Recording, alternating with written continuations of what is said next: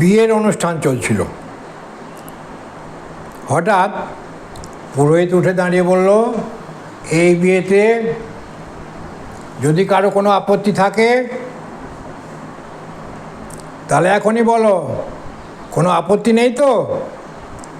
আর যদি ধরো কারো কোনো আপত্তি থাকে তো এখনই বলে দাও, কারণ বিয়ের পর কোনো অশান্তি হলে স্বামী স্ত্রী উভয়েরই জীবন খারাপ হবে। তাই কারো কিছু বলার থাকলে এখনই সামনে এসে বলে যাও। তখনই বরযাত্রীদের মধ্যে থেকে একজন অল্প বয়সী সুন্দরী যুবতী বাচ্চা কাঁখে নিয়ে এগিয়ে এলো, আর তাকে দেখে সবাইয়ের মধ্যে পুরো বিয়ে বাড়ি লোকেরা কানাঘুষো শুরু করে দিয়েছিল। বিয়ের মণ্ডপে দাঁড়িয়ে থাকা নববধূ তো তার হবু বরকে কষিয়ে এক চড়ই মেরে দিল।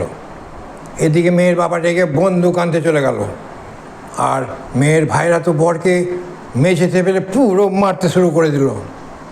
ওদিকে মেয়ের মা আবার অজ্ঞান হয়ে গেল। কঠিন অবস্থা। এক কথায় তখন পুরো বিয়ে বাড়ি জুড়ে ভয়ঙ্কর গোলমাল বেঁধে গেল। তখন পুরোহিত মশাই সেই সুন্দরী যুবতীকে জিজ্ঞেস করলেন, আচ্ছা মা, তোমার এই বিয়েতে কী অসুবিধা হয়েছে?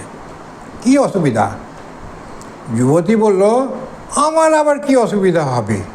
আমি পেছনে দাঁড়িয়েছিলাম, আপনার কথা কিছুই শুনতে পাচ্ছিলাম না, তাই সামনে এগিয়ে এলাম ভালো করে শুনবো বলে।